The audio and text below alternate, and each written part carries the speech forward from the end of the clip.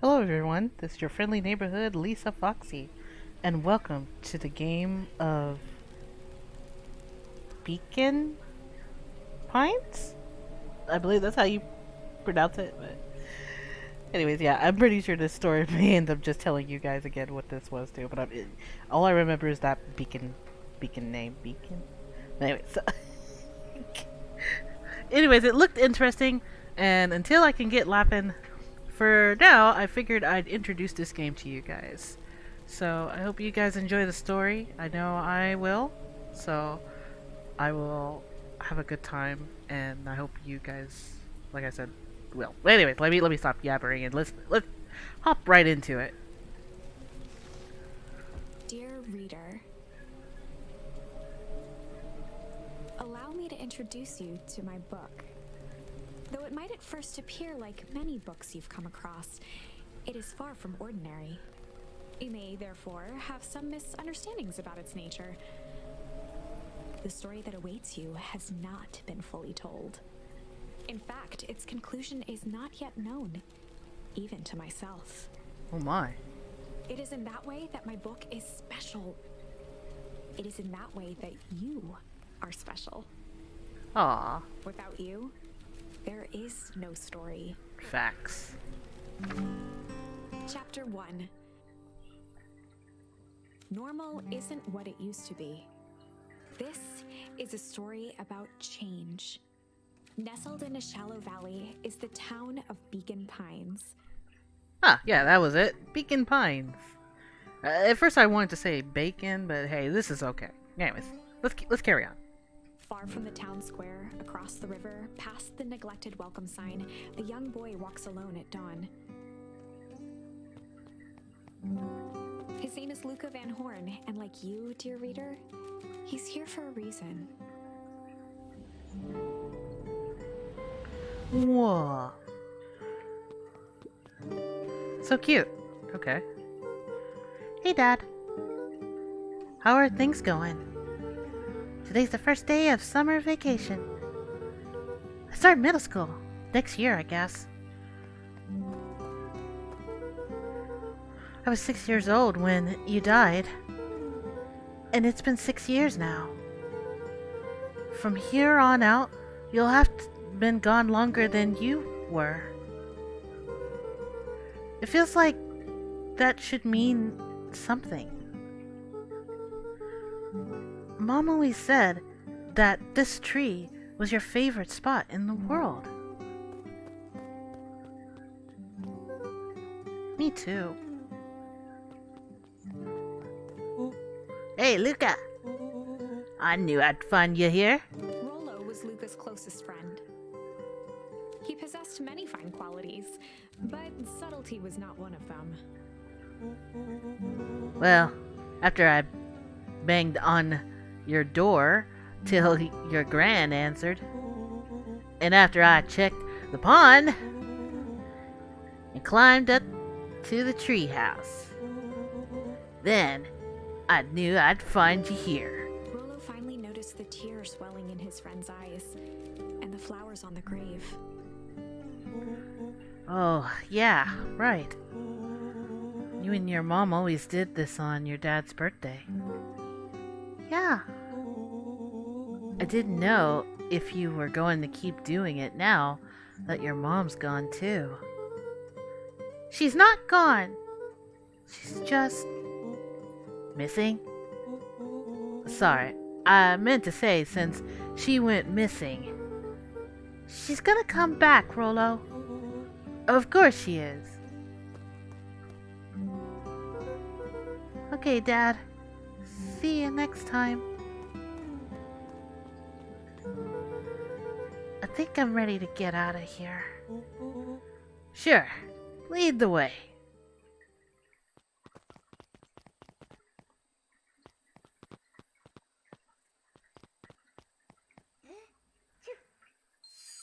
Tickle.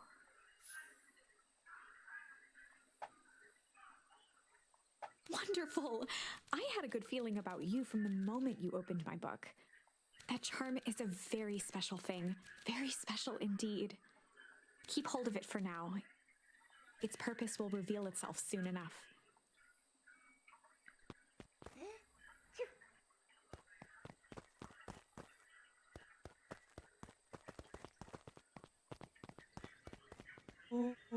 Oh, yeah. I almost forgot. The whole reason I was looking for you. I was wondering if you'd ever get to that. I found the perfect way to start our summer. How's that? Rollo looked to the side suspiciously. Not here. They might be watching. They who? Shh. Not so loud. We need to do this in a secure location. Mission control. Alright, I'll have to tell Gran, and then we can head out. What are you gonna tell her? I don't know, I'll think of something. If it's all the same to you, I'll meet you at the welcome sign. Your Gran still kinda wigs me out. I don't know. I don't do well with new people. She moved in like half a year ago. Just met you. Just meet me at the sign when you're done. Suit yourself. I won't be long. Tell Gran before heading out with Rollo. And yes, I am in character.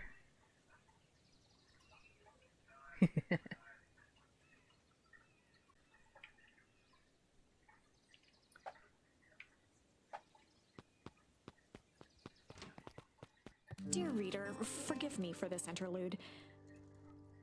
Remember that charm you found in the dandelion patch? There are more of those special charms to discover throughout Beacon Pines. They've been known to reveal themselves to those who are willing. Some of them can be found in this very house. Oh.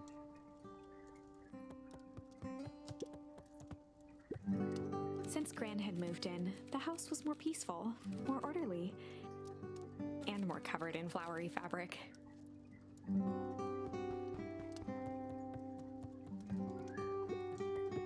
One of his father's old stethoscopes. Luca had spent countless hours listening to anything and everything with it. Not for years, though.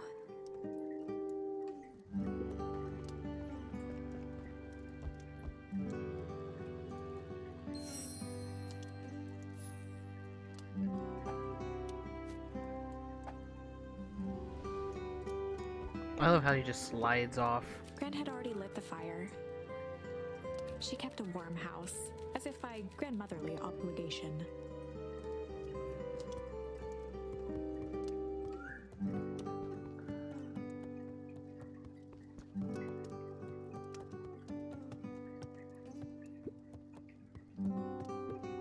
Luca paused at his parents' bedroom door. He just wasn't ready to go in yet. Gran had commandeered the upstairs closet when she moved in. Some things need shelter from a young boy's mischief, she said.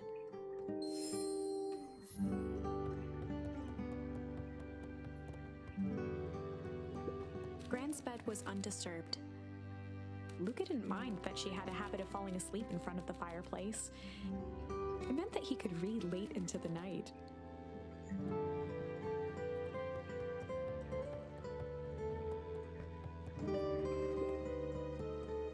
Luca tossed on his favorite old sweater. Even though it was the first day of summer, a chill still hung in the air. Gran's moving in meant that most of Luca's things had been crammed in the corner. Luca was somewhat annoyed by the situation. Aw.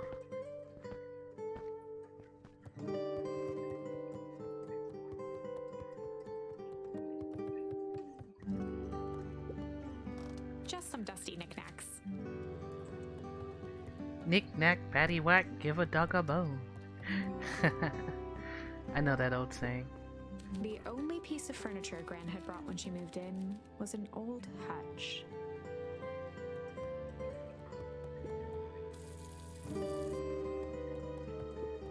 A of dull scissors, a broken can opener, a mostly empty bottle of glue, and some loose string. An array of prepared meals crowded the refrigerator, each labeled with the day of the week.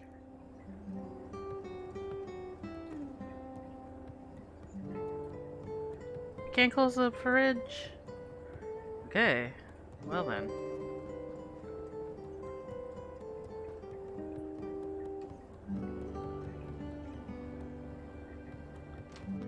Oh my, this is quite exciting. I am now certain that you are the one I've been waiting for all these years. You'll recall I was a bit coy regarding the use of charms earlier. Excuse me, I tend to have a flair for the dramatic. You are about to encounter your first turning point. There are certain times in this tale when everything hinges on a single word. Step forth, dear reader. A sturdy old wheelbarrow. Young Luca would spend hours hiding in the bushes, waiting for a chance to jump out and startle his mother. She always enjoyed humoring him by feigning terror.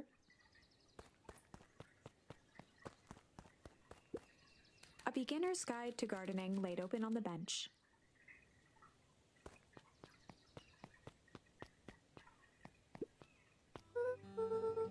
Hey, Gran. I'm gonna go hang with Rolo for the day. See you later. Hold up now. Where are you and Rolo headed exactly? Oh, nowhere special. The less Gran knew, the better for everyone involved.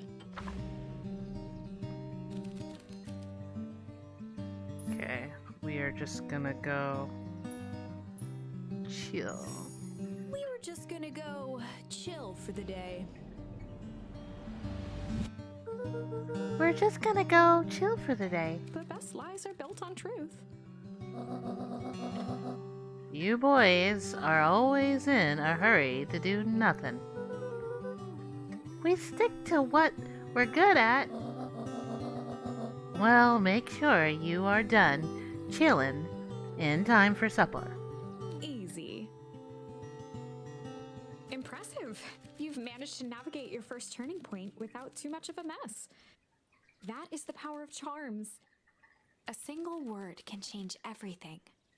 I think it's time to introduce you to the Chronicle. The Chronicle is a record of the decisions you've made. You can see the turning point, which has been revealed. At any time, you can use the Chronicle to go back and invoke different charms, creating new branches.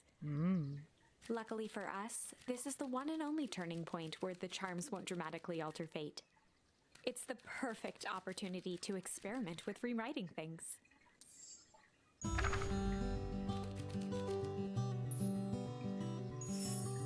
We were just gonna go ponder for the day.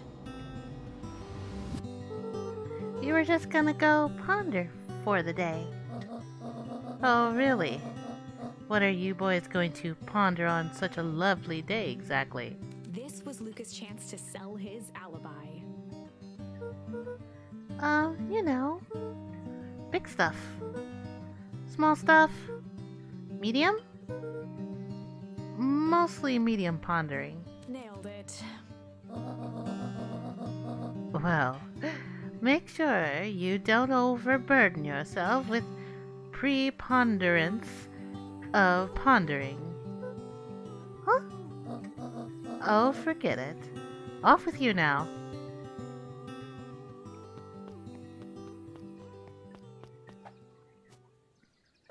Alright. Oh, and Luca. You and Rolo stay out of trouble. I know, I know. Okay. Get in trouble.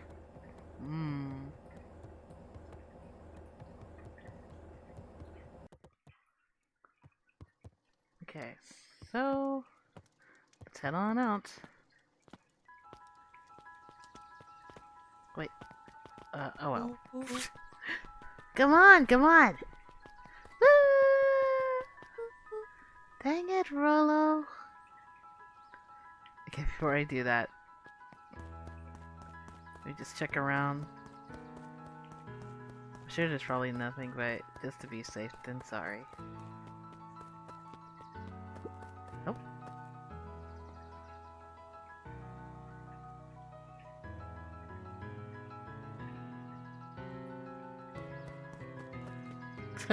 Okay. For a town that saw few visitors, the welcome was perhaps more grand than necessary.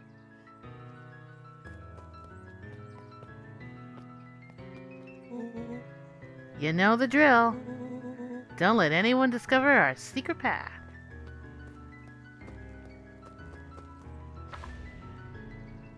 Chapter 2. Welcome to Beacon Pines. For many years, this valley had been a small mining outpost. It wasn't until Sharper Valentine built his fertilizer company that Beacon Pines was established. Over the next 30 years, the town had grown and prospered, until the foul harvest and his sudden death. In the 6 years since, everyone was simply trying to get by.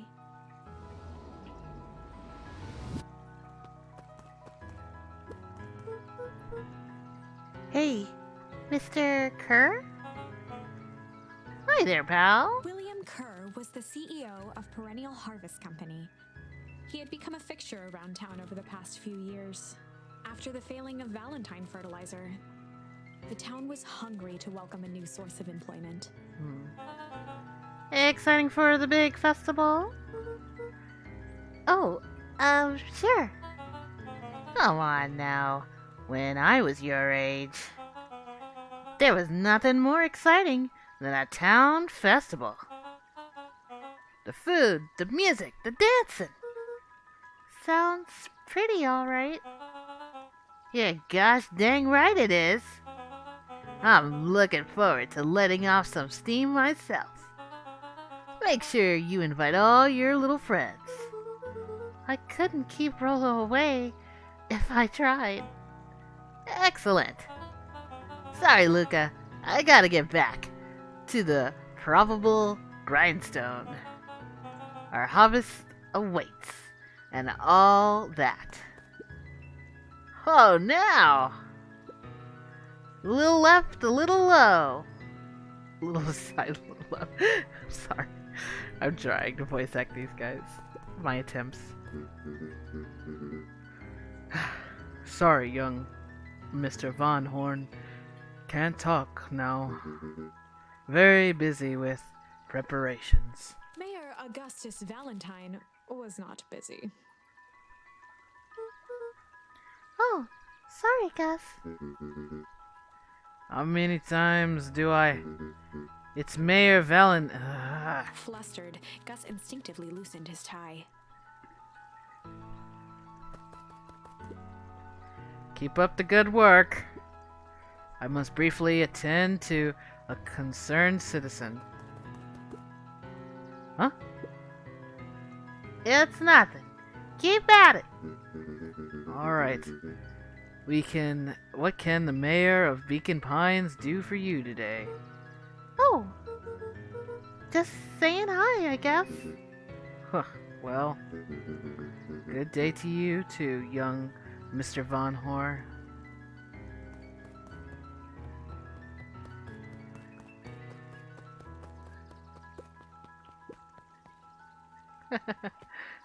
So cute that you can just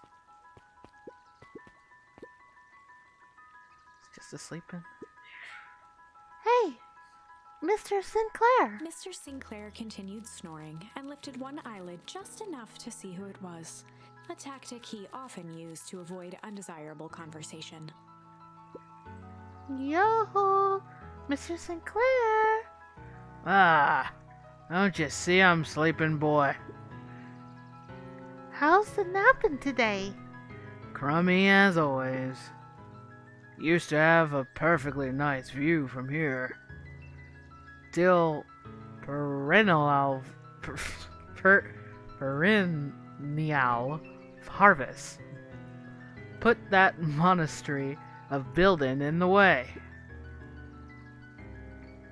Why don't you just move your chair a bit? Why should I be the one that moves? If it's a showdown they want, I ain't gonna be the one who blinks. They try to make a snoring sound. Come on, Andy, grab his wallet. I'm sorry, Hickey, I can't. Do it, or we pound ya. Yep. Yeah, but my mom said... Yeah, but. If I had a nickel for every yeah, but, I'd be freaking king of nickels. Ain't that right, Tish? Yep.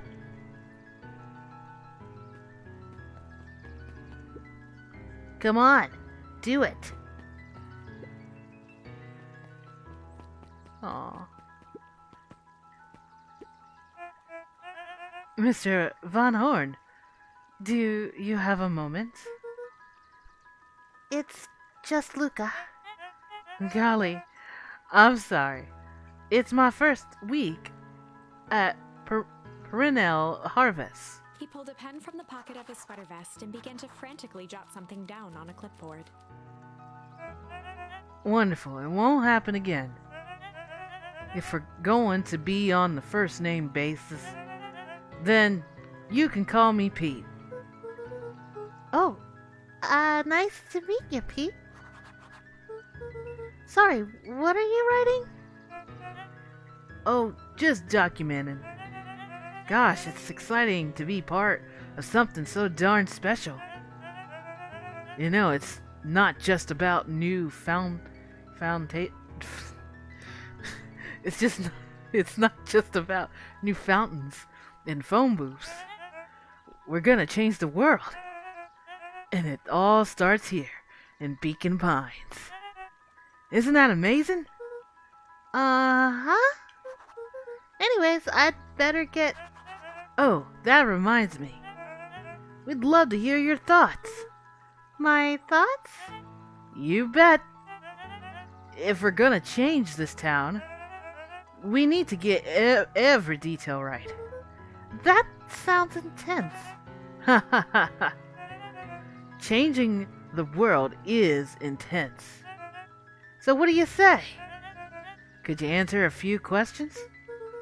Well, I guess if it's quick. Wonderful. Open to answering a few quick questions. One down. See, it's not that hard, is it? Oh, okay. We're going already. Question 2. What is something you love about Beacon Pines? Never really thought about it before. Perfect. It's the only place I've lived. See? That wasn't so painful. Pete stopped scribbling and glanced up from the clipboard. What is it? I guess not. Huzzah! Our first 3 questions. Answered in record time. Are you literally writing down everything? Thank you so much for your time. I need to process these answers. We could save the rest of your thoughts for later. Okay. Our harvest awaits. Oh my.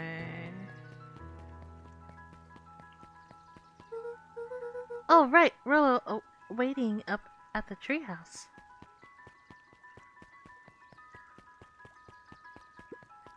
Alright. Mission control. Oh, sorry. Mission control. Authorized personnel only. Hey, Jetson. Is the line playing any tunes today? Nah, bites this morning, I'm afraid. Come to think of it, I can't remember the last time I reeled one in. But hey, it was never about the catch. This is where I come to think. Yeah, that's what my dad used to do here. That reminds me, if you ever want his chair back, I've taken to standing recently. Keeps me from falling asleep at the rails. If you don't mind, I think it should stay. Not at all. An empty chair makes for a great listener. Whenever Luca saw his dad's chair by the pond, it reminded him of the days they'd pack up a couple of sandwiches and fish until sundown.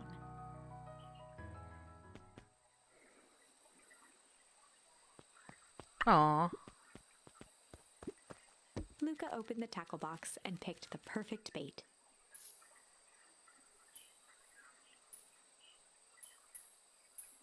Luca tied a shoestring to the hook.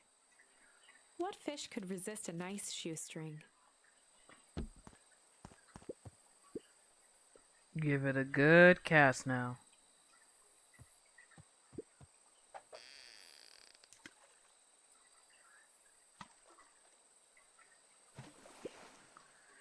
You have to reel it in a bit faster, or your catch will lose interest.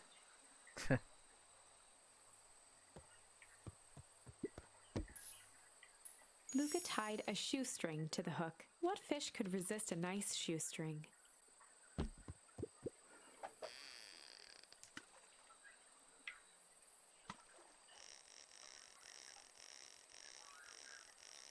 Oh!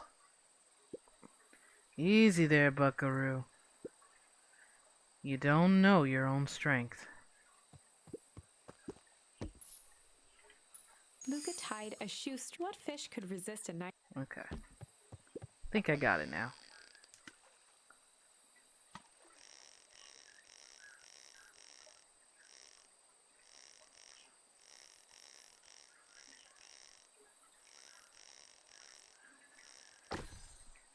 Oh, Where do you think the other one is? hard to say. Sometimes things drift away. That's not fair. No, it's not. Well, wherever it is, I hope that the other boot at least has a sock to keep it company. Luca tied a shoestring. What fish could resist a nice shoestring?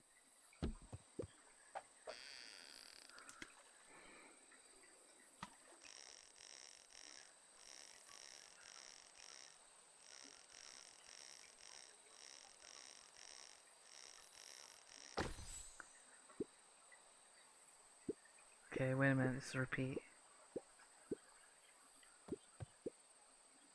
Go pick out your bait from the tackle box, buckaroo. Luca gently baited a feather onto the hook. Good for skimming the surface.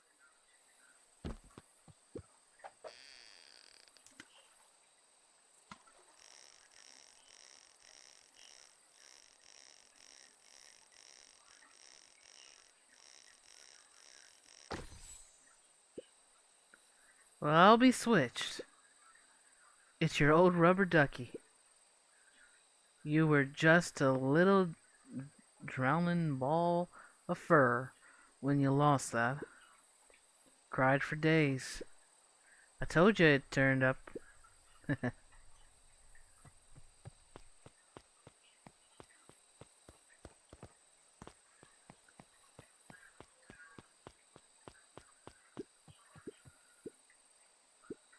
Okay.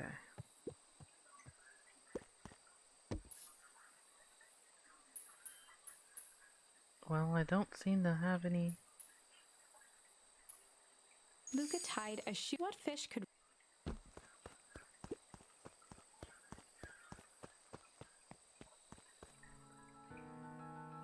I see.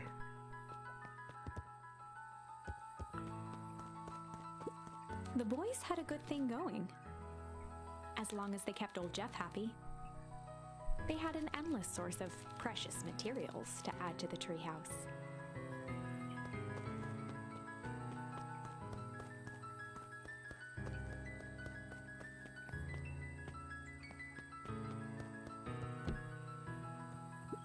After Luca's father had passed, Rollo became obsessed with them building their own Hank atomic star scraper.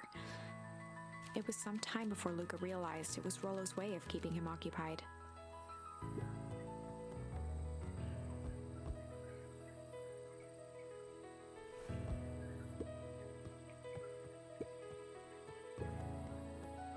On certain nights, when the clouds were just right, the boys could tune into strange patterns of static. Rollo thinks it's aliens. He always thinks it's aliens. Luca's winter coat decommissioned for the summer. With the cold holding out longer than usual, he reconsidered its usefulness.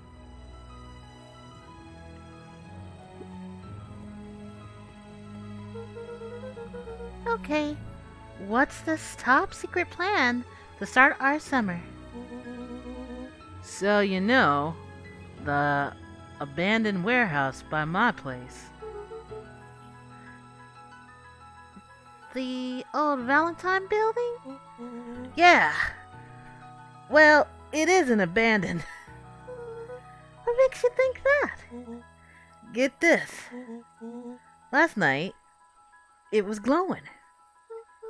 Glowing? Are you sure? Kinda. This place has been empty since. Since the full foul harvest. Yeah. Who would even want to poke around that place? We would, Rollo, we would. Wait. It's just busted old warehouse. I just meant we could do some research at the library. You want to actually go to the warehouse? What do you expect to find? Answers. My mom's out there somewhere.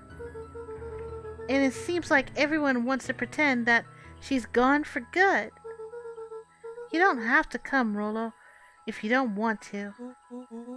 Luca, remember that time I sort of accidentally burned down the chicken coop?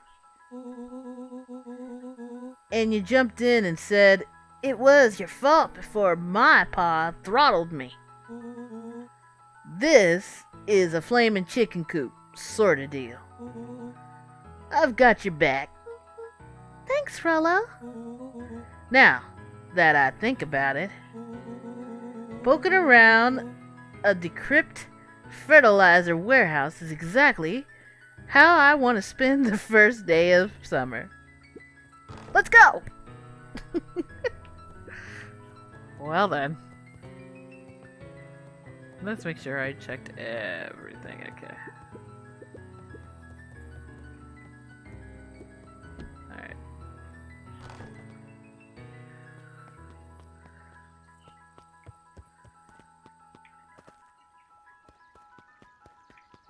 So where... Oh, I see.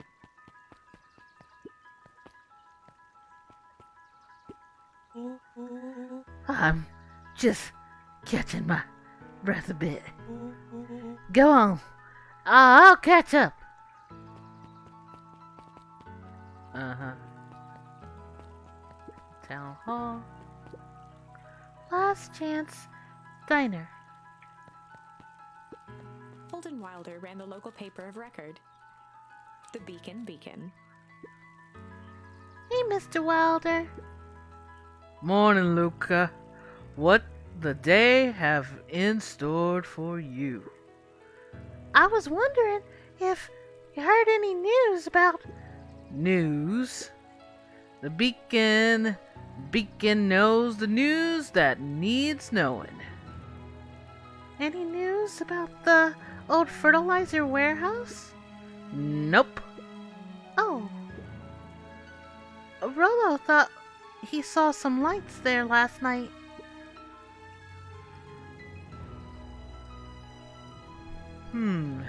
Rollo ought to be careful poking around that part of town. The winds of change are blowing, and change is a dangerous animal.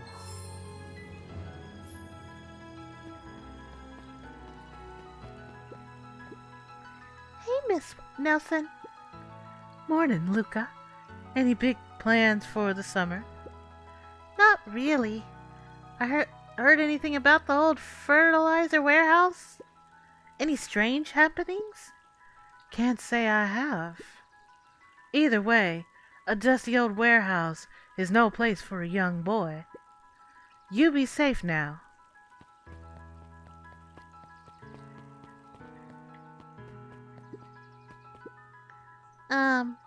Piper? Hey, Luca. What's up? You know, it's summer break, right? Of course. And it's like the morning. Correct. Are you studying? Like they say, the early bird gets the proper education required for a successful and fulfilling career later in life.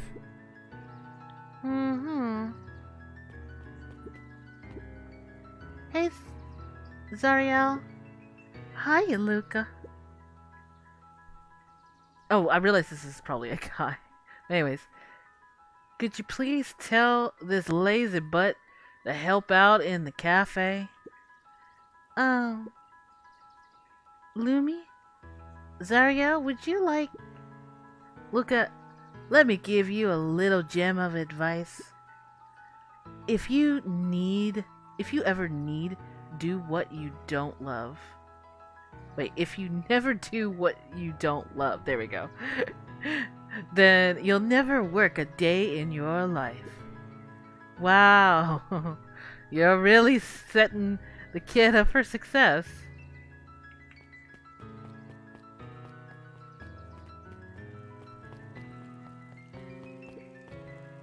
Miss Hatch could often be found near the fountain, too absorbed in a book to be distracted. The two wandered down the wooded path, unaware of danger ahead. Oh, this is getting good. Oh my, is she talking about us? Luca! Just the fella I was looking for. Hey, Roxy, what's up? Oh, right. Rendezvous with Roxy. This is an important turning point. The first time where your charms will change the course of fate. And currently, we only have one suitable charm at our disposal. Have no fear, we can always return later using the Chronicle once we find more charms. Well, now I'm just rambling. Where were we? Have you seen my blockhead brother today? He skipped out breakfast. He skipped out before breakfast. Well, not really, no. Can't say I have. Can't say or won't say. Roxy, would I lie to you? Look at that face.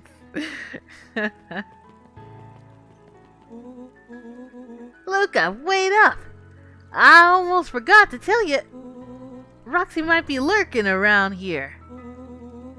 This is one of her favorite places to stand around and be useless. Hello. So we need to make sure she doesn't spot us. Hello. Why are you doing that turning thing with your body? What, are you not... What, you're not scared? Are you? She's harmless. And a chump. And she's right around that corner, isn't she?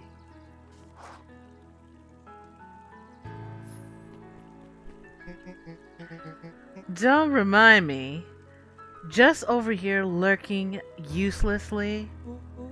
Oh, hey, sis. Nice weather we're having, eh?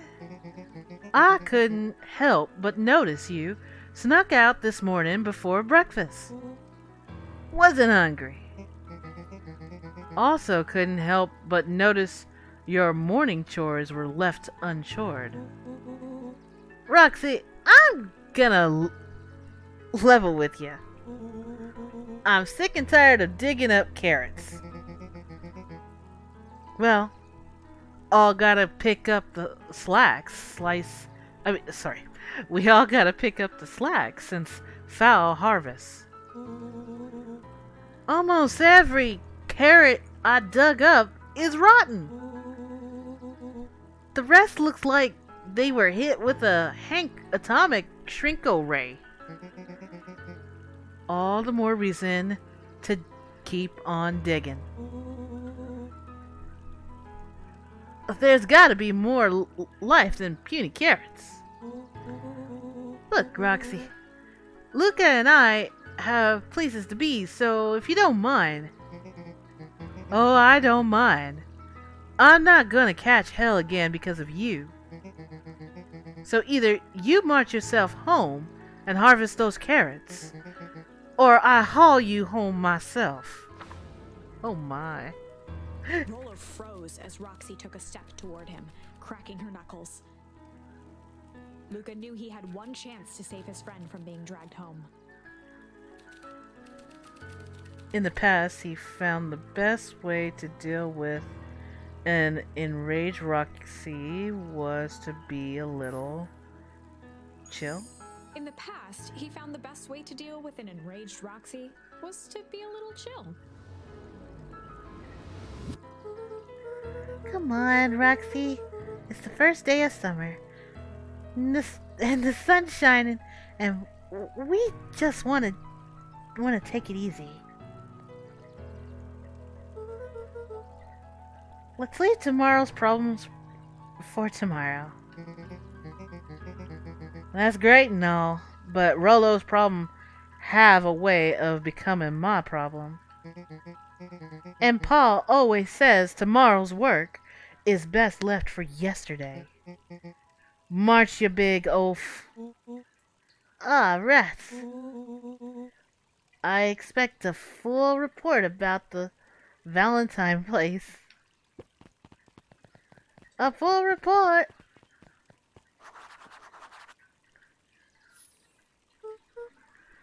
So, Fitz, what are you up to this lovely day? Nope. Cool.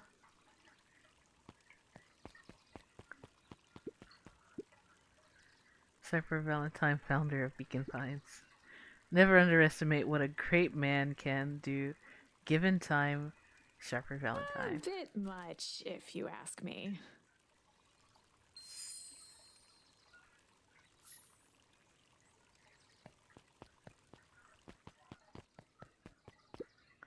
Hey, Solomon. Apologies. No time for chit chat.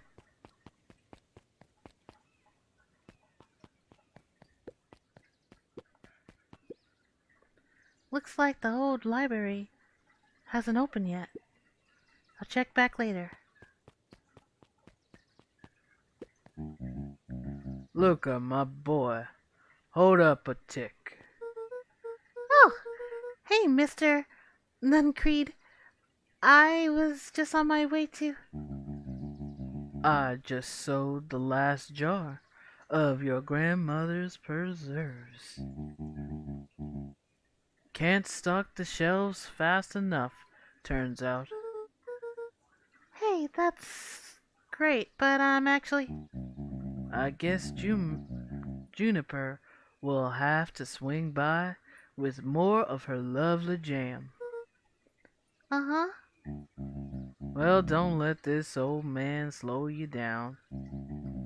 You just remind her that she owes me that dance. A promise Gran regretted the second it was made.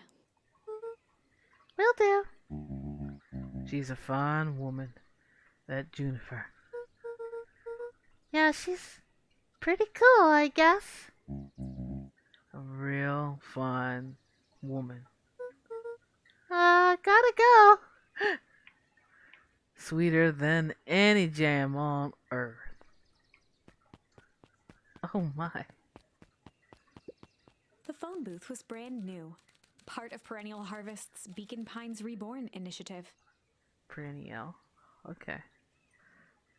It didn't see much use.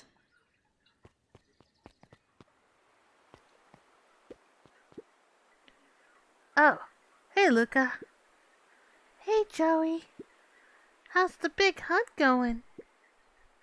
Not great. Bugs have been shy this week. Bugs get shy? Oh, sure. Bugs aren't that different from people. Sometimes they just want to be left alone. If you're going into deep wood, or weep wood, sorry, just be careful where you step. No bug crunching. Got it.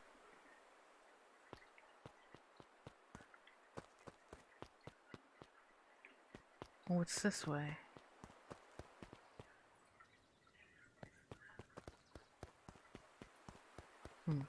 The path led into a small hollow at the edge of Weepwood.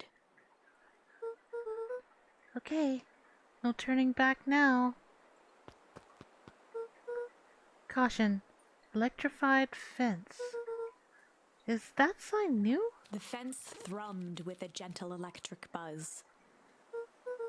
Okay, so what would Rolo do if he was here? Luca often asked himself what Rolo would do, so that he could rule out that option. I'm definitely not touching that thing.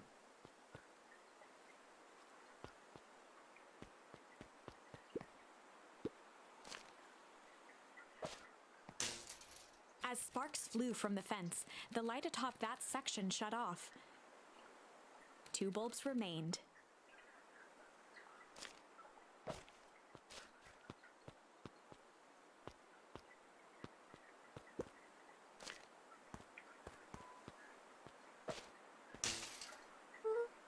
That's 2. 1 more to go.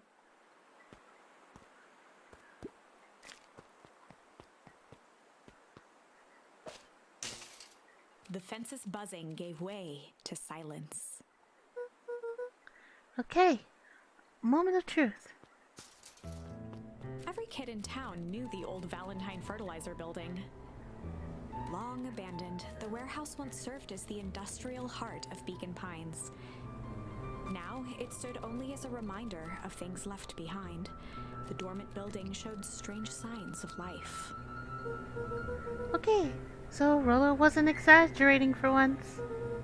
What's going on here? There was only one way to find out. Oh, that smells awful. Too bad Rolo's not here. He'd have no problem poking around in here. The hose emitted a subtle sound. It was actively draining some kind of liquid.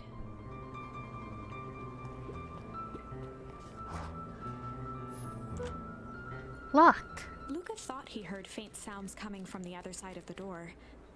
He pressed his ear against the cold metal to hear better.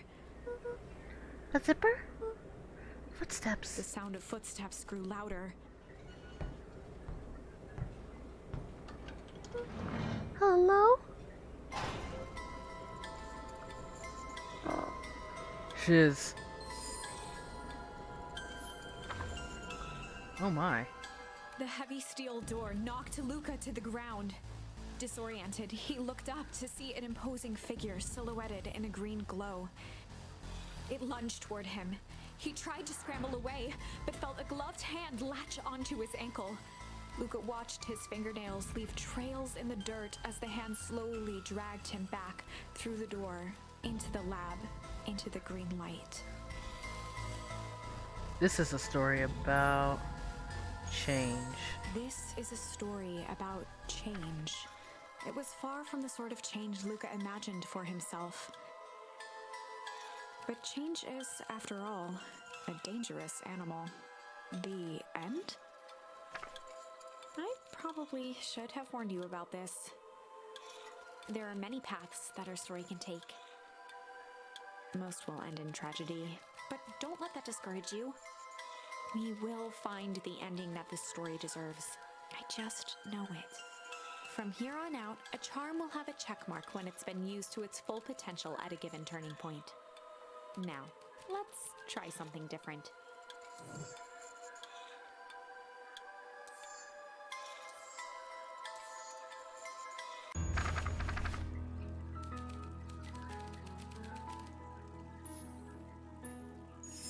In the past, he found the best way to deal with an enraged Roxy was to be a little shit.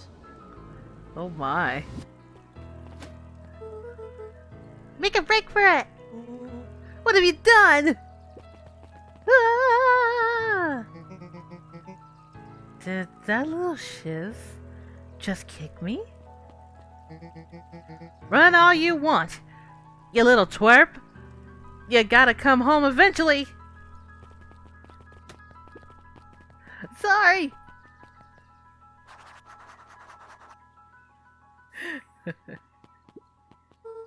Sorry about that. Rolo can get overexcited sometimes. Solomon Valentine, current ward of and future successor to the Valentine fortune, huffed as he brushed off his pants. A town of complete utter fools. One wonders if it's worth taking anything here seriously. Either way, I'm really sorry. No matter how are you doing? Me? Yes, with all that business about your mother and whatnot. Oh, I'm getting by. Still no word from her at all? No. That is truly a shame. Your grandmother has taken residence to keep house. Yeah. And how's that going? Well, mostly stay out of each other's way. You make it sound like she's rarely at home. It's not like that. She has a lot to do. Mm-hmm. She's still settling in, trying to figure out how to make ends meet. Indeed. Well, count your blessings. It's better to have a caretaker who is rarely around. In Liu, of one who tries to compensate by smothering you with attention. That doesn't sound so bad. Trust me when I say it's best to rely on yourself. Family has a way of creating more problems than they solve.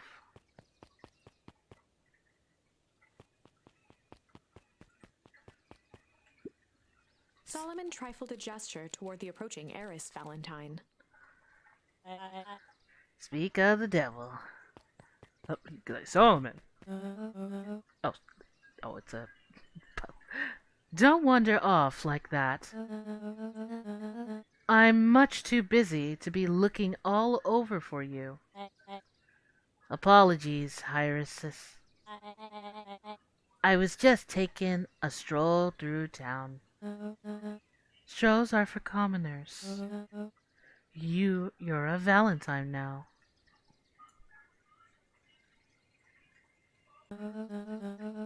I want you to be present for the construction of the History Museum. This future of this town relies on its ability to remember our family's great past. Of course.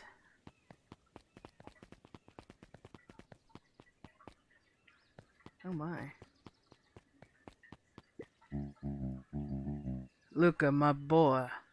Hold up a tick. Sorry, Mr. Nuncreed. Kinda in a hurry right now.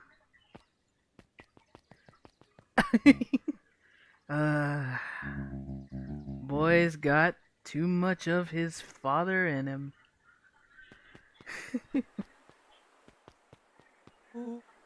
I win. Little help. I am the champion. We were racing? Did that road get longer? Like anything ever changes around here? It seems longer. You're just lightheaded from the run. You really need to pace yourself better next time. Not sure why I would take advice from second place. Has the sign always been here? Been there? Wait, what? Caution. Electrified fence. No, that's definitely new. Creepy. How are we gonna get around an electric fence? Don't worry, I got this. Oh! Hello.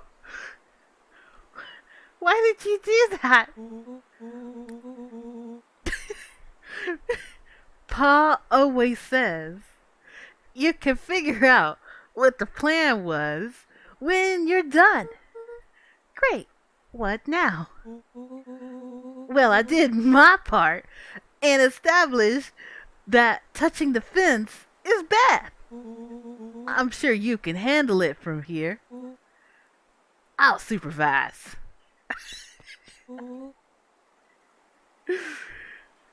From a safe distance.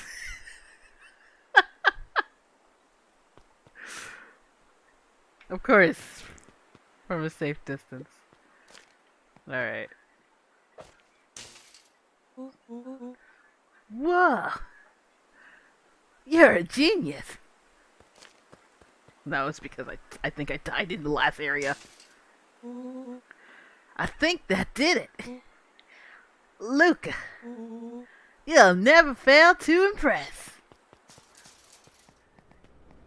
As the glowing windows of the old warehouse came into view, Rollo began to bounce excitedly. Check it out. Dang, Rollo, you weren't exaggerating for once. Was there ever any doubt? This definitely needs investigating. Good thing 2 ace detectives are on the case.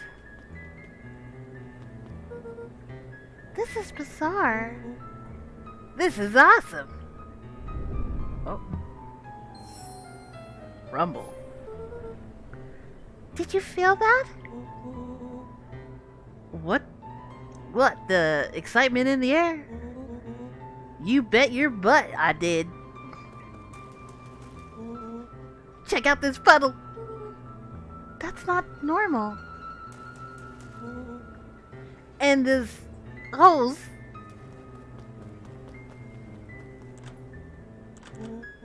Oh man, the door's locked. Try harder. No dice, it won't budge.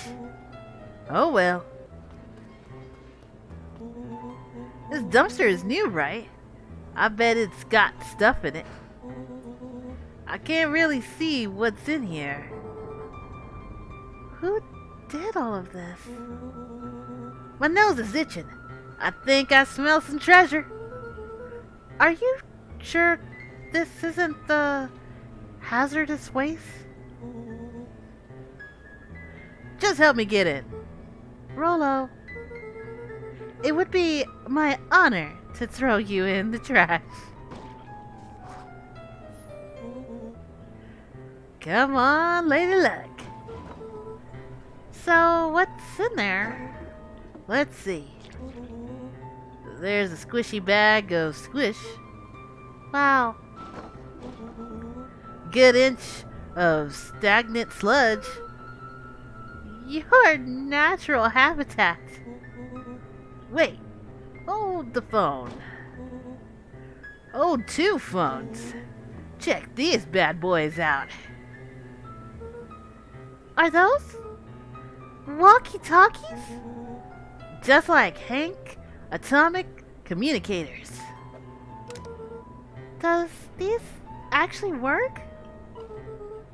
Ground command to Hank Atomic. Hank, do you read me? This is Hank Atomic Ground Command. You're coming in 5 by 5. How are your vital readouts, Hank? It's getting a little stuffy in here. Requesting assistance for evac. Help is on the way. Uh-oh. What was that? Someone's coming. Give me your hand. I'm trying. My hands are covered in squish. Scoot over. I'm coming in.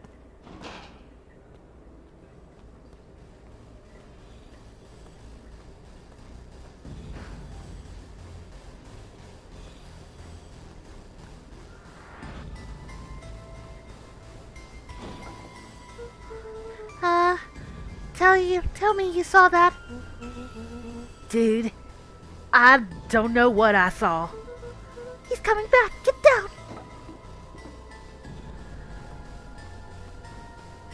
Is that a body? What the heck?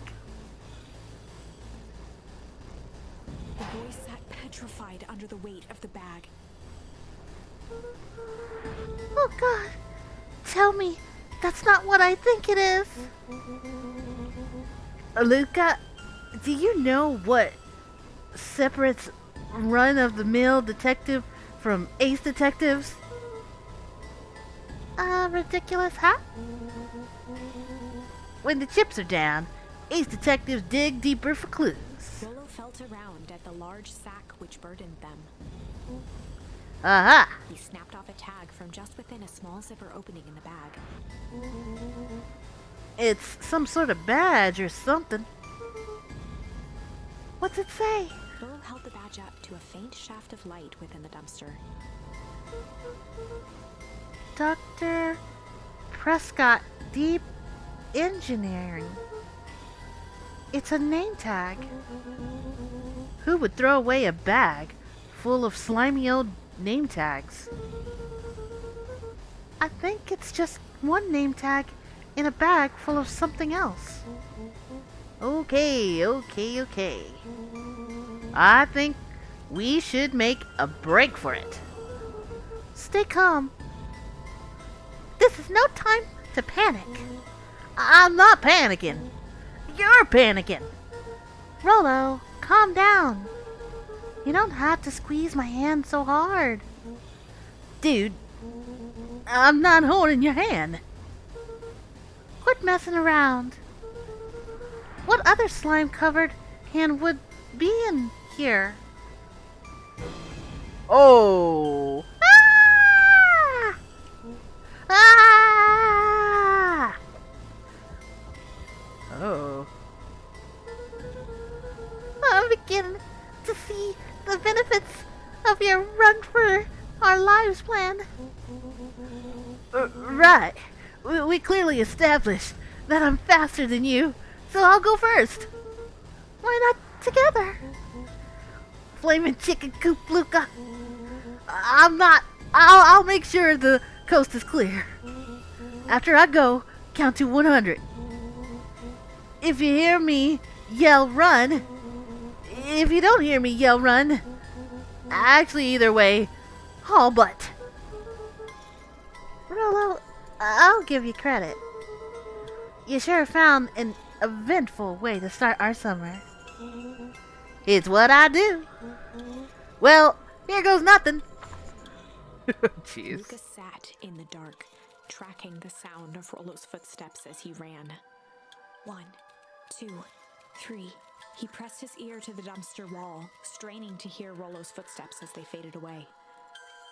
15, 16, 17. He tried not to think about the contents of the dumpster as he counted.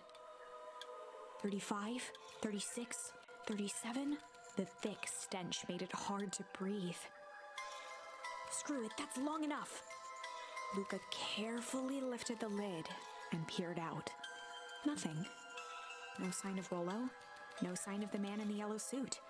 Time to haul ass. Luca clambered from the dumpster, stumbling to his knees. He was up like a shot and running, sprinting toward home as fast as he could. Beacon Pines flew by, blurred by the tears that welled up in his eyes. He wouldn't remember getting home at all that night. Throwing his front door open, storming up the stairs to his room, and surrendering to sleep almost as abruptly as he hit his pillow. Chapter 3. Finding a Friend. The next morning, it was quieter than usual at the breakfast table. Only the sound of silverware and chewing interrupted the awkward silence.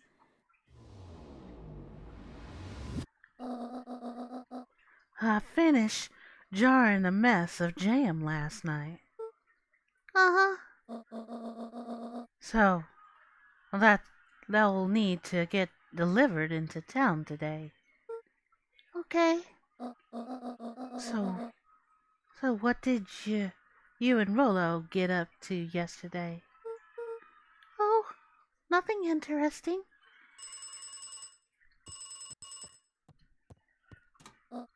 Hello?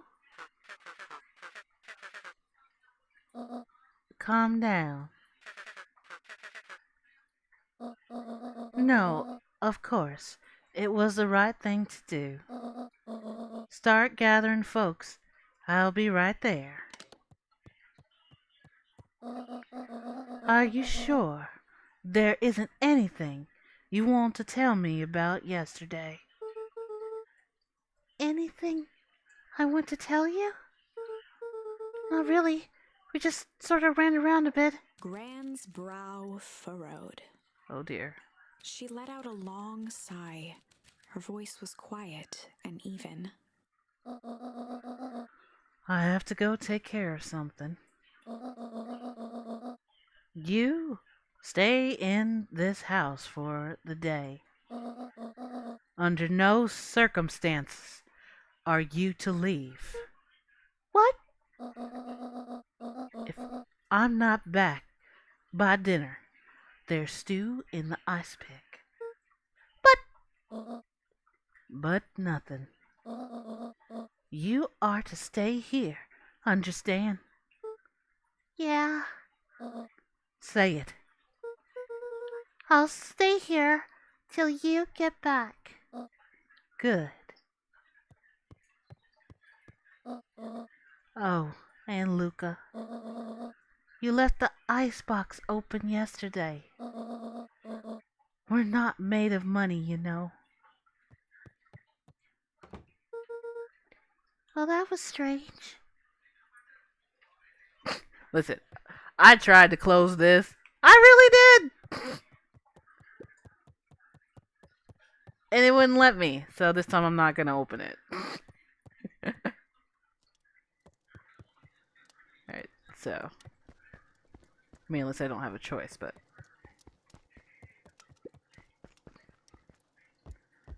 Love how he chills. He slides off. Alright. An eerie electronic sound echoed from Luca's bedroom. Oh. Hello? Is anyone there?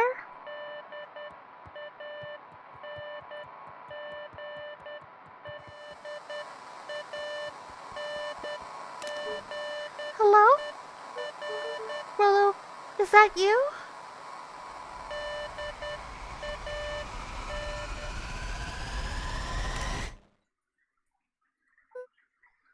Over? Got a strange button. Okay.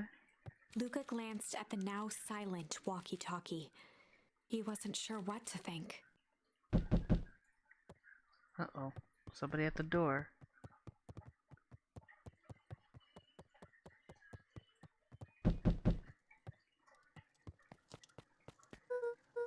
Oh! Hey, Roxy! If this is about me, accidentally kicking you yesterday... Is Rollo here? No. Look at me, Luca. This is serious. Is Rolo here? No, I haven't seen him since yesterday. Rolo didn't come home last night. What? A pit formed in Luca's stomach. Uh-oh. Where was the last place you saw him? We were playing around in Weepwood, and then it was late, and we went home. Weepwood? If he's alive, I'm gonna kill the little creep. Is there anything else? Anything he said? Luca's mouth felt dry. No, we were just messing around. Okay. I need to go let people know to check the woods. You just stay out of trouble. Go see if he's hiding in the library or something. Luca could feel his heart beating in his throat. Rolo? Where are you? Oh no, but you're not supposed to leave the house. So what is it to do? Now we're gonna go look for our friend. Gonna disobey. I'm gonna look for Rolo. Rolo! Oh. Hey, Brett. Have you seen Rolo? Nope. Though I've mostly been talking to clipboards. They're setting up a lot of stuff for the festivals. This one said he had to process some answers. I told him that was fine. I'll wait right here until he gets back.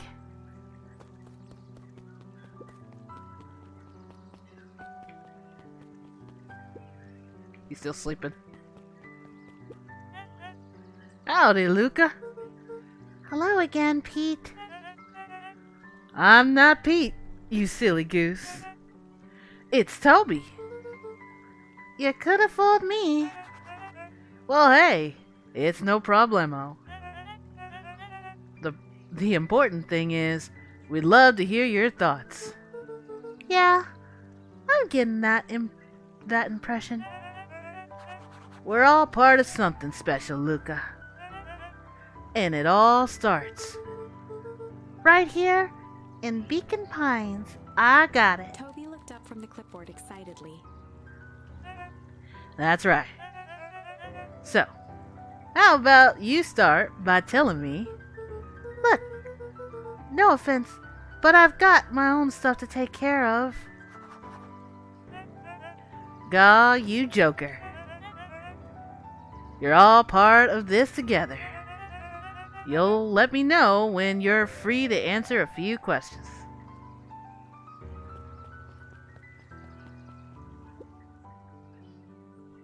We really need to get back to work. Just a couple more minutes. If Roxy said she will be here, then she will be here. I just don't see why I'm standing around doing nothing and waiting for Roxy when I could be standing around doing nothing and getting paid for it. Come on, Lumi. Roxy needs our help. Yeah, well, good intentions don't qualify as legal tender. Okay. My parents won't listen. No offense, but isn't Rolo always getting into trouble? Something feels different this time. What can we do to help? We need to check where the adults aren't.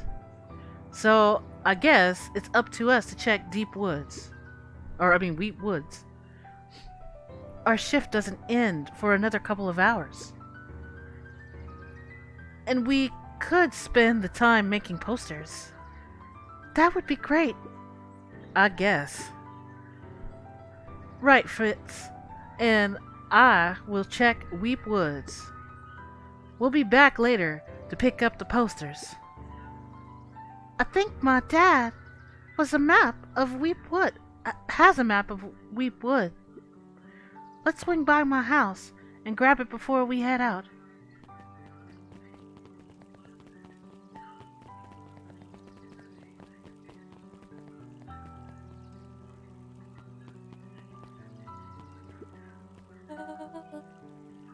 What's this about? Missing child? I must stress that the situation is completely under control. It just seems so terrible. And you're sure there's nothing we can do to help?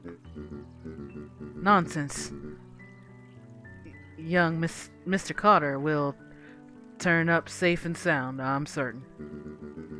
You just focus on settling him. I trust my sister has supplied you with suitable lodging. Oh, yes. Miss Valentine has been more than accommodating. We were just telling our daughter Beck that... Now, where did she run off to?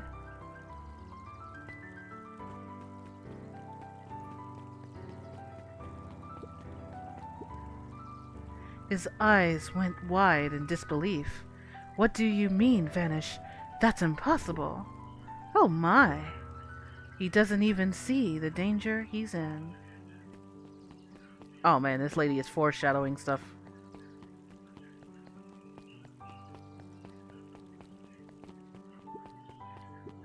Jeff's hardware closed down about a year ago. The effects of the foul harvest stretched wide. When there are no crops in the field, tractors don't need fixing.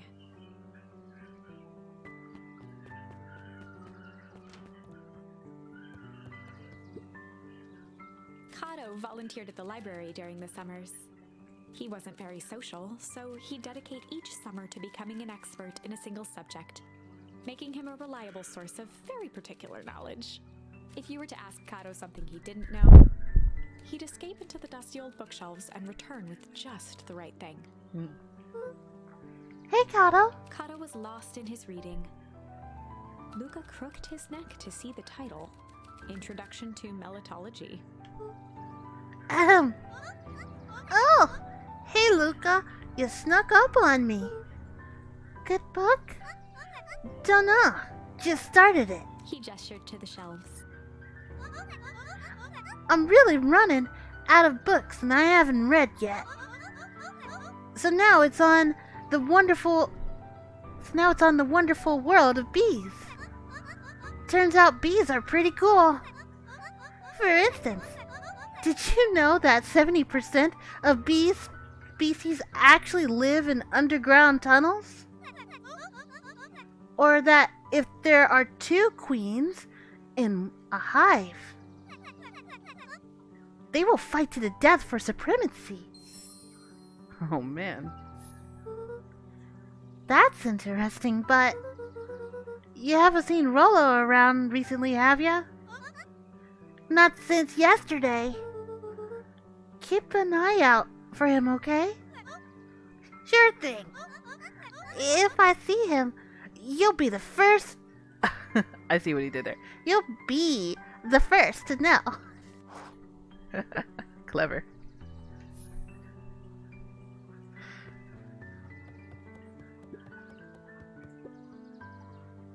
Hey, Jess. Oh, hey, Luca. Did Rollo come by? No. I was actually surprised. He's usually here early on days when new issues drop. Rollo's the biggest Hank Atomic fan I know. Besides myself, that is. Well, if he does swing by, tell him to meet me you know where. I don't know where. No, he knows where. Oh. Roger that, Space Cadet. The bottom corner shelf was a dusty array of thick science books. Only one binding was clean enough to read. cellular biology and the chemistry of mitosis. Boring.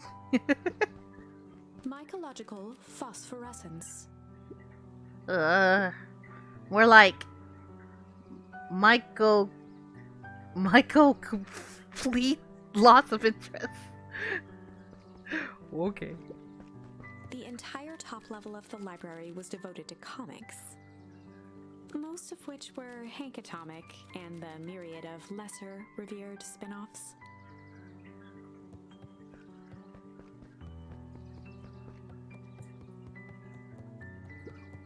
Oh, the cobs I've eaten. A salad-centric travel guide for the mildly adventurous. Yuck. Sally Seashore's simple succulent sundries. Luca brushed off a smudge of dust. Or maybe it was flour.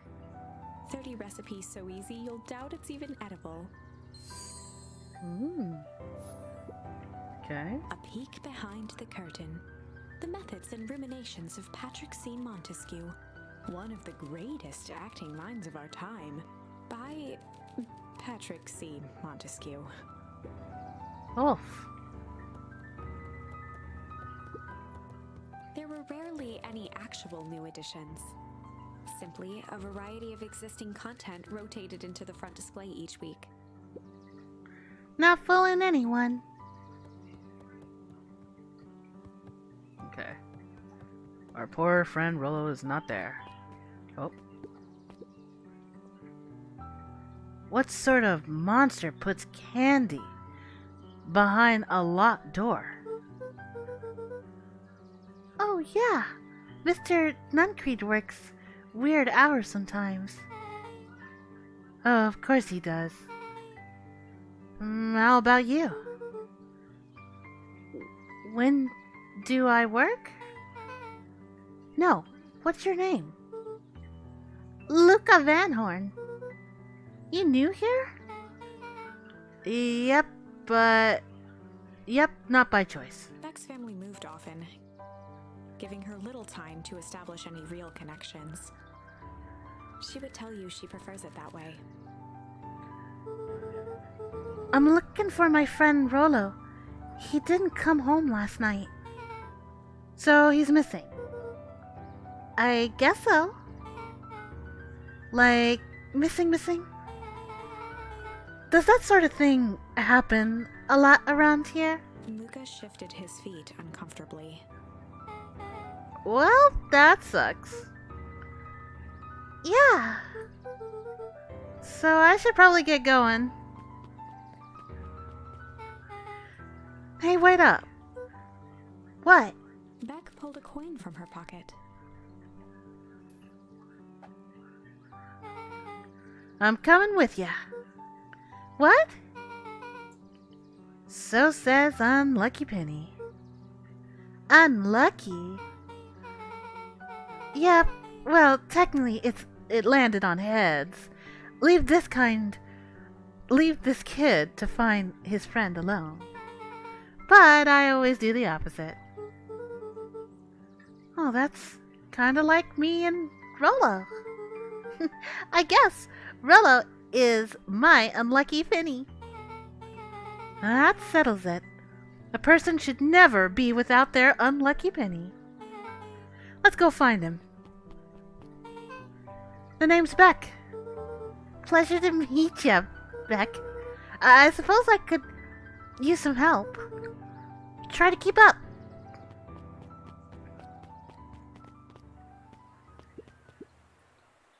Joey, have you seen Rollo around? No. Sorry, Luca. I've had my eyes in the dirt looking for beetles. I can't seem to find any. He never came home last night. Do you think it's because it's been colder than usual? Than normal? I don't see why that have anything to do with Rollo. No, the beetles. Do you think the temperature confused their circadian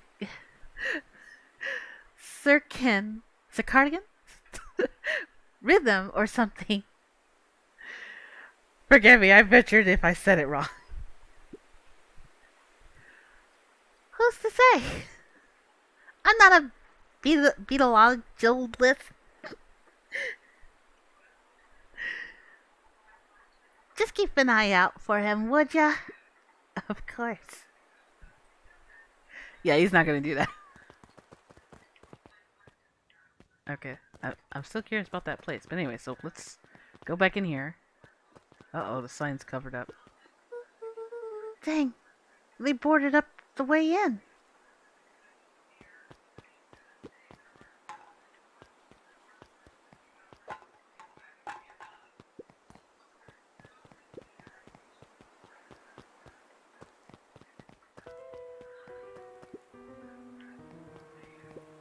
Luca felt a chill as he approached Beck. Her eyes were locked on the strange green liquid. The nearby grass was coated in a fine layer of frost. Is this sort of thing normal here? Because puddles of glowing ooze are definitely not what I expect from this place. I have no idea what that stuff is. Well, the next obvious step is science. And what does science suggest? Poke it with a stick. Luca watched as Beck dipped a broken tree branch into the goo. Beck's eyes widened as flowers grew from the dead wood. First small buds, which quickly bloomed into vibrant petals. What the? Cool. As quickly as they had grown, the flowers began to shrivel and turn gray. Beck dropped the stick with a grunt of disgust. Okay. So, the science tells us this gunk is weird as hell. Yeah. It seems dangerous. Oh.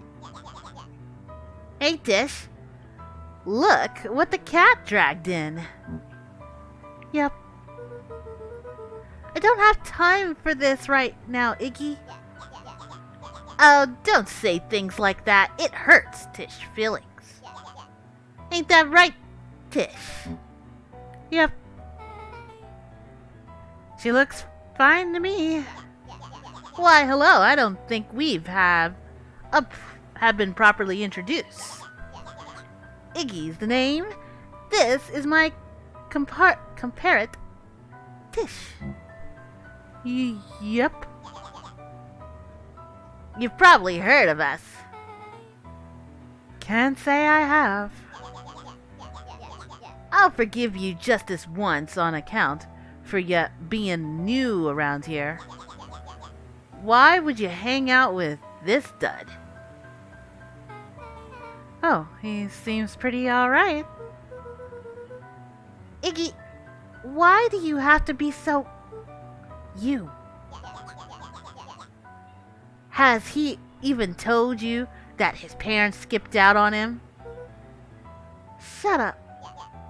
It's true. They got tired of having such a pathetic kid and left him.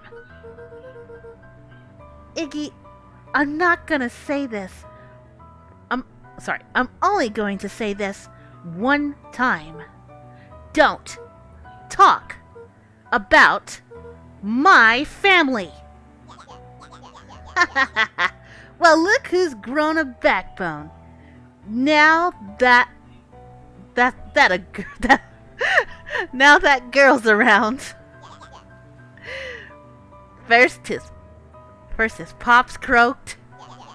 Then his mom finally couldn't take it anymore and bounced. Wow, what a jerk. Iggy took a step towards Luca, his sneer lit by the glowing puddle. Beck could see tears welling in Luca's eyes, his fists clenched. Some things about Beacon Pines were very different from the city, but a bully from a hayseed town is really no different from a city bully. Beck took a deep breath and thought. Well, time to bust out the...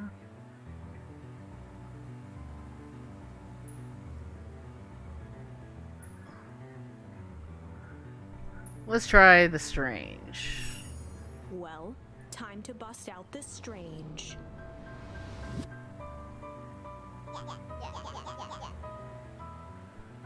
Alright, Luca. Looks like you need a little mud bath. What's wrong with you, new kid? We're about to pound your friend. Beck stared in silence, the only sign of life being the twitch of an eye. It's weird when people don't talk. Yep. Stop being a weirdo.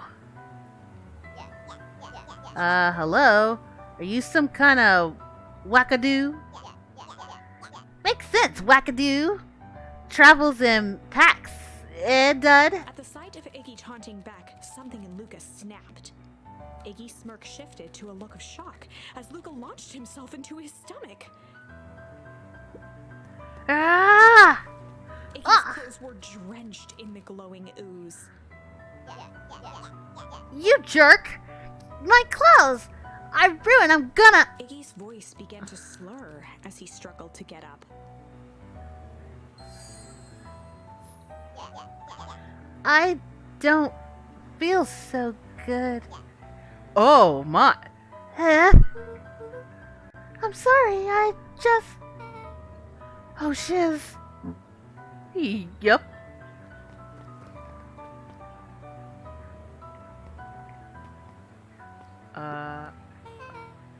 That was intense.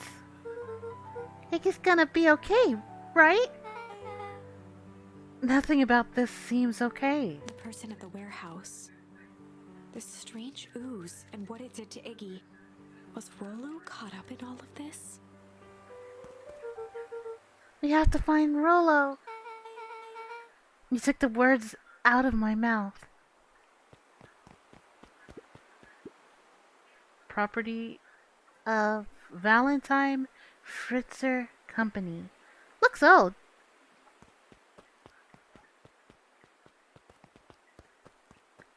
Okay.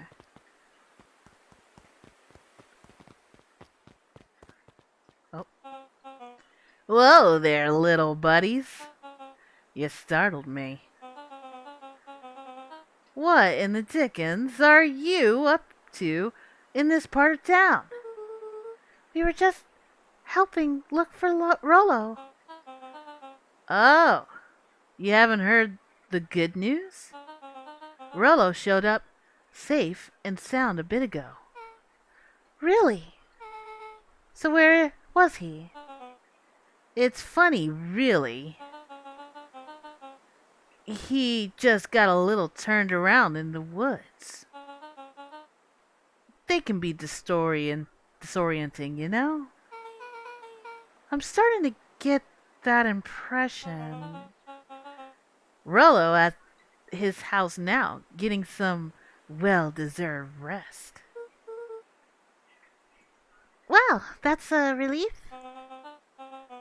You two should scurry along before you get lost yourselves. Yeah. Come on, Beck. I can't wait to introduce you to Rollo. Oh, that reminds me. Luca, your grandmother was looking for you. She was? She's worried sick. You should march straight home. I guess. Beck, your folks might be getting worried too. I'll walk you home. I need to talk with Nellie about work anyway. Beck glanced toward Luca. I guess all's well that ends well.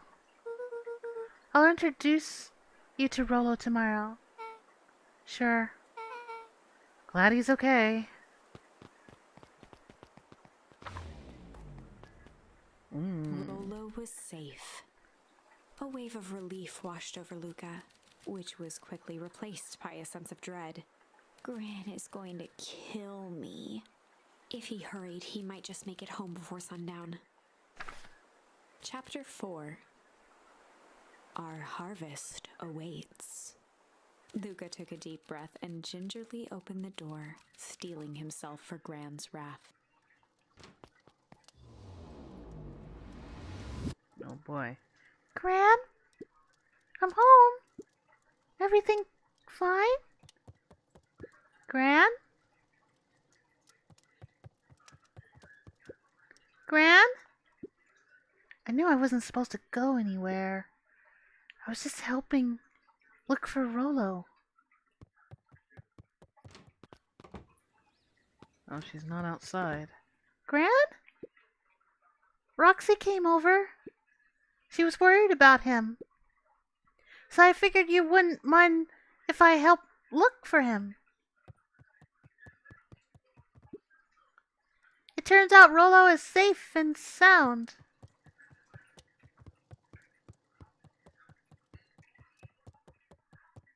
Luca was alone. The house was empty. So Gran's not back yet? I guess that's a good thing. Nothing to do now but sleep, I guess. Luca was sitting by the pond, listening to small waves lap against a rock. His father sat in a folding chair in front of him. Without turning, he spoke. "Why don't you grab me some nice bait?" "Sure thing, Dad." Luca hopped over to the tackle box and popped open the lid. Inside was a rolling, buzzing mass. "We're fishing with bees?" Luca's father gave a warm chuckle. "Well, you catch more fish with bees than honey. Pick us out a good one." Luca closed his eyes and plucked out a bee. He could feel its wings struggle between his finger and thumb. Holding it at arm's length, he hurried over. His father deftly baited the hook and examined his work. "Interesting choice." With a practiced flick of the wrist, the line buzzed in a graceful arc. The water accepted it without a splash or ripple. The wrong choice, but I respect it. The pond began to freeze over. Sometimes we gotta make the wrong choice before we can make it right. That is true. Well said. Pallid ice propagated across the still surface with an alarming speed. Luca scrambled back as the ground beneath him turned cold. "Dad, I don't understand." "Sorry, kiddo. Understanding isn't always part of the deal." The relentless ice shot through the fishing line toward his father. "Dad, look out!" His father casually wound the reel. "None of it's your fault, you know. Never was." "Dad, we have to go." Luca grabbed his father's shoulders, trying to pull him away. "Please, you have to run." The ice crackled as it spread across his father's hands. "That's the thing about fishing, Luca." His chest began to crystallize. You toss your hook in, and you never know what you're gonna pull out. A shock of searing cold ran up Luca's arms.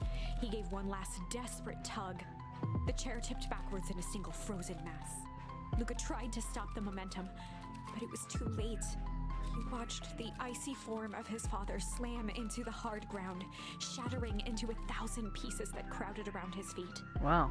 "Dad, I don't understand. What does all this mean?" The gentle rustle of leaves was the only reply.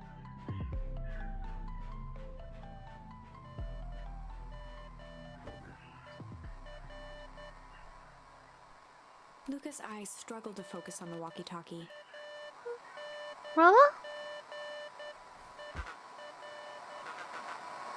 Faintly, he could hear Rolo amongst the noise. Luca? Rolo? Is that you? Luca? There? Rolo, it's the middle of the night. Luca, thank God. Listen. I don't know how long this thing will work down here. Down here? Rolo's voice was coming through more clearly now, but some words were still just static. Listen to me. Someone grabbed me yesterday. What? The man in the suit? In the hazmat suit? Took me to some sort of... I think I'm underground. Underground? Are you okay? Kinda. They seem interested in... For now, at least. Mr. Kerr said you made it back home safe. Kerr, no, trust. He's... Hold on, someone's coming. The signal went silent. Rolo? Rolo, where are you? Luca held still, waiting for a response, his pounding heartbeat marking the passage of time. Okay, I think they're gone. It's getting worse. I can barely hear you. Lolo's voice began to fade. Losing signal. Not much time. Mission control. You need to... The treehouse. The treehouse. With that, the signal died for good. What was he saying? Trying to say about the treehouse? What at the treehouse? The antenna? He wants me to use the antenna in the treehouse to get better signal. Rolo, you're a genius. Luca grabbed the walkie-talkie and sprinted to the treehouse. Ain't gonna worry about the granny here. Wait a minute. What about the granny? She's still not home yet.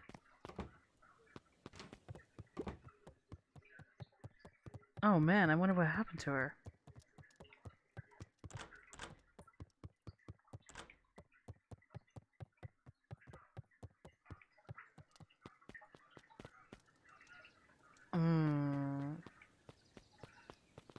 Luca heard a group of footsteps approaching. He dashed behind the bushes to avoid being spotted. Oh! So, we all understand our roles. You can count on me. I still think we need more time. This wasn't the original plan. Mr. Tolliver paused, shifting his eyes to one side. We're all in danger now. I, for one, refuse to sit idly by while that danger persists.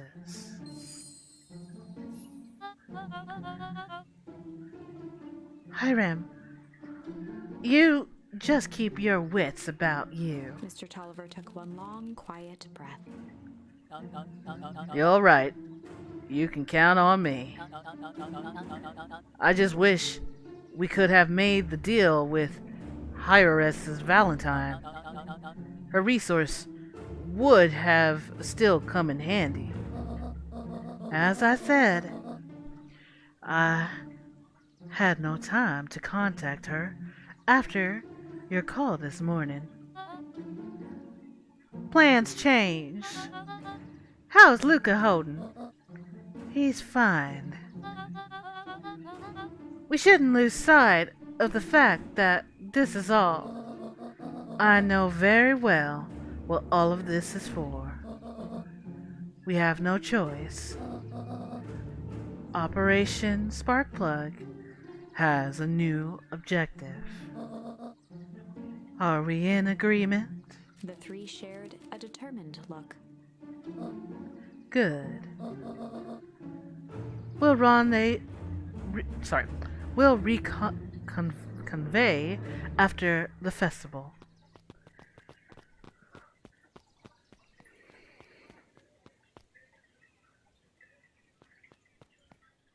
Oh, I think she knows he was there. Gran?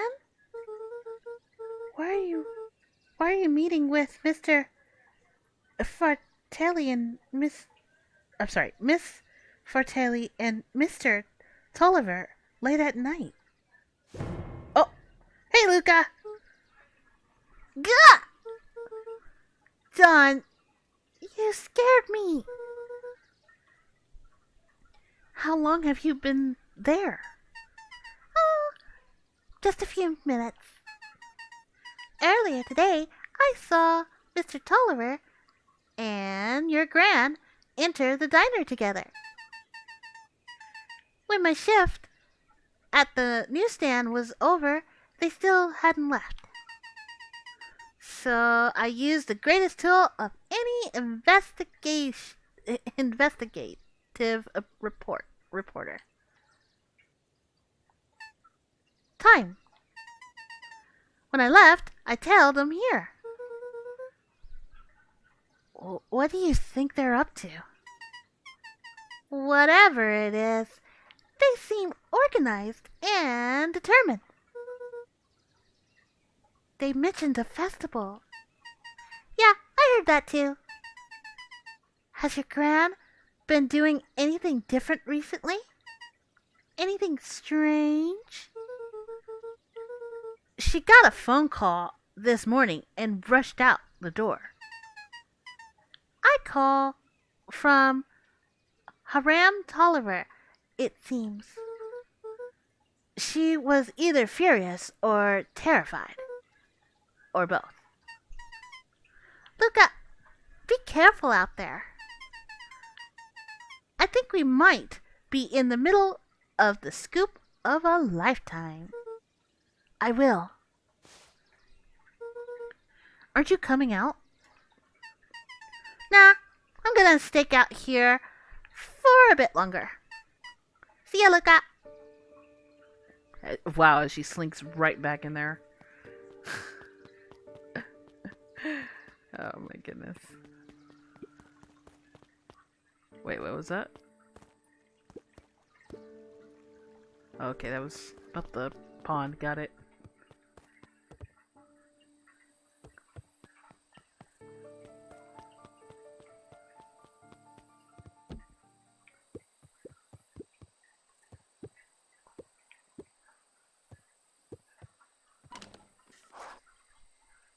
Okay.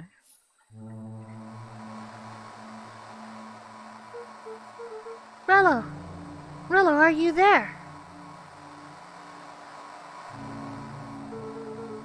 I'm at the treehouse now, Rollo. Mr. Kerr said you were all right. What happened out there? Dang it, Rollo, where are you?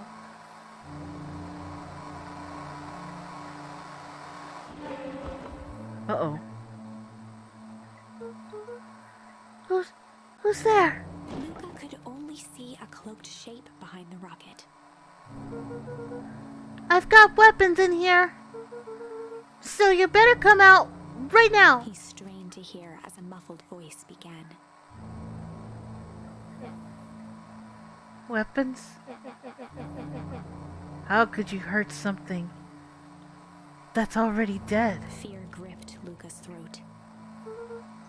Who are you? What, you don't recognize me? I guess I don't even recognize myself anymore. Luca stared at the ground for a moment, trying to place the dampened voice. The figure shifted slowly from behind the rocket, revealing itself to Luca.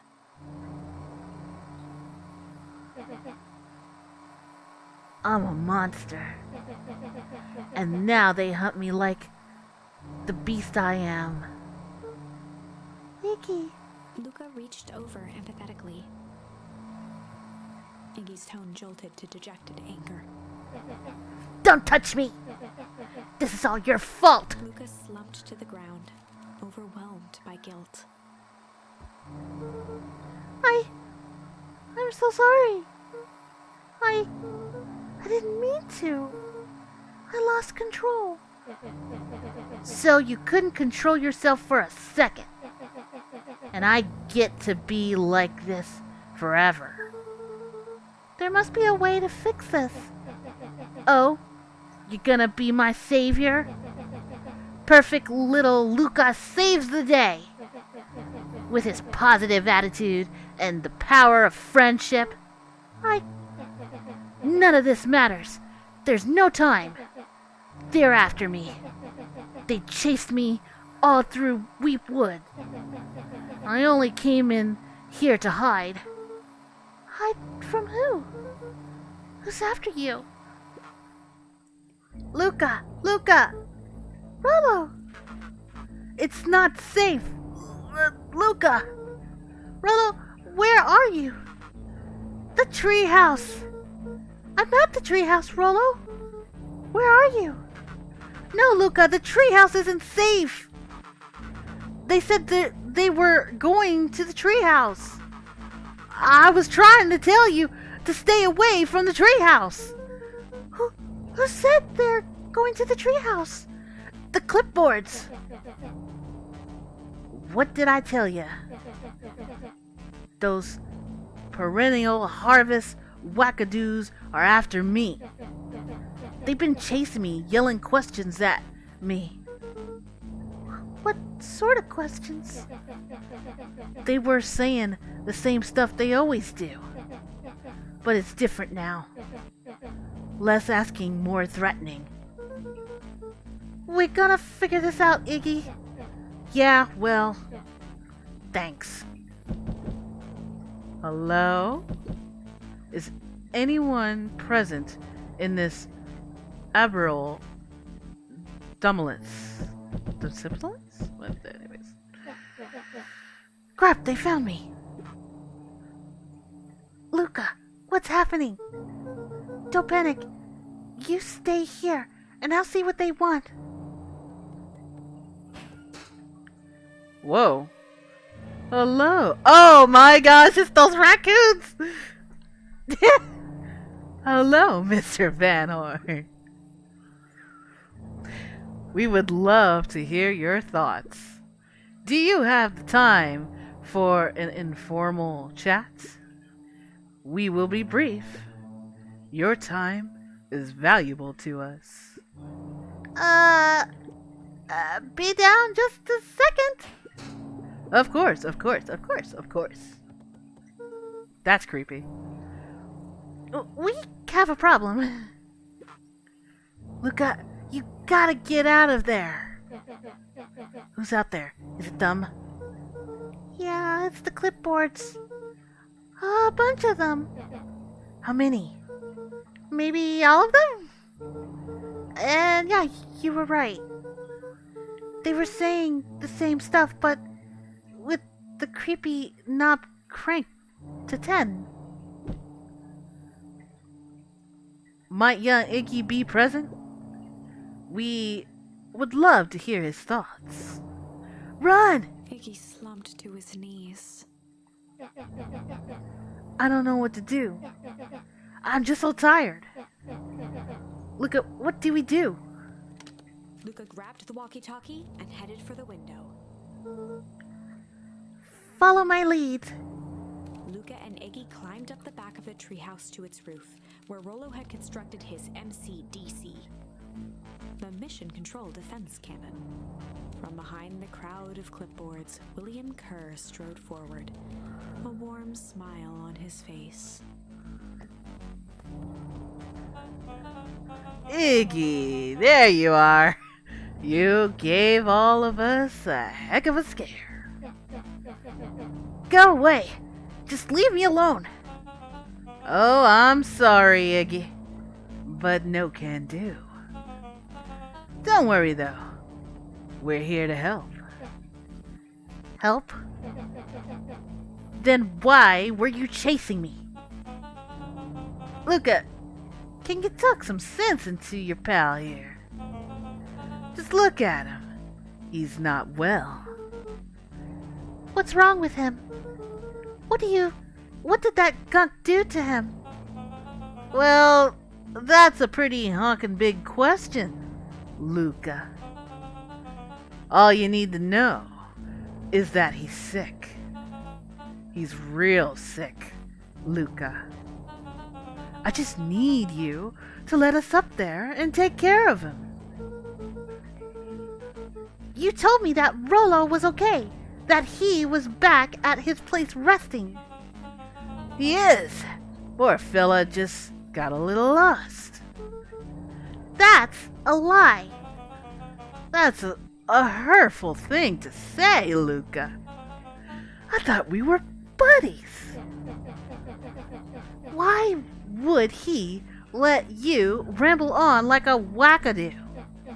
Nobody likes you, you creep. Kerr's smile faltered.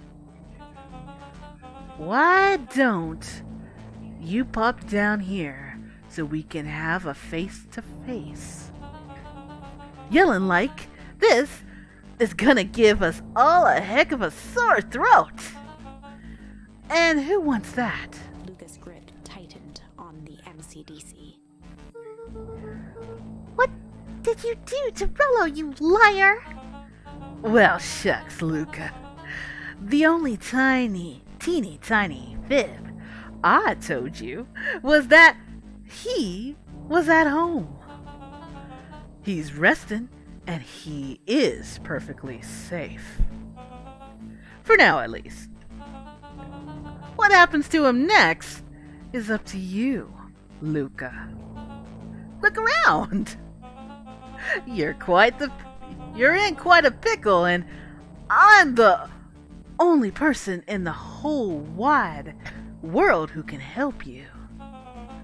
You get to decide how this ends. Oh boy. Luca's mind raced. He was caught in a trap. What do you do when there's no hope? He wiped his cheeks with a sleeve. What are you gonna do, Luca? Luca drew himself up and decided to take the only option they had left. Fight. Luca drew himself up and decided to take the only option they had left. Fight. He swung the mission control defense cannon around, aiming it confidently at the smirking face of William Kerr.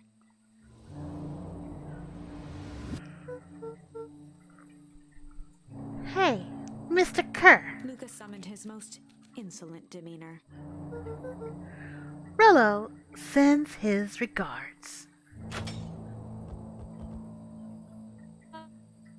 Hey. That was uncalled for. More than a little rude. And just plain unnecessary. Unsanitary. Look, Luca, I really did think we were good pals. What a shame that it comes to this. Kerr turned his back on the two boys. In this. With a nonchalant wave of the hand, he made his exit. Uh-oh. As the clipboards began to slowly advance on the treehouse, Luca looked to Iggy with resignation in his eyes. The end. Oh no! The end! It can't be the end! That escalated quickly. Maybe discretion was the better part of valor here. Let's put a pin in this for now. Yes. So, I will definitely end this episode here. And I know you guys are going to wonder what the heck happens. And will everybody find out that that guy was really the bad guy this whole entire time? So, we will just have to find out and wait on the next episode. So, thank you guys so much for watching. And please remember to hit that like and subscribe button. So that way you guys don't miss any content that comes out on my channel. So until then, love you guys. Stay safe. And remember, we're all family here. And see you guys in the next video. Bye, guys.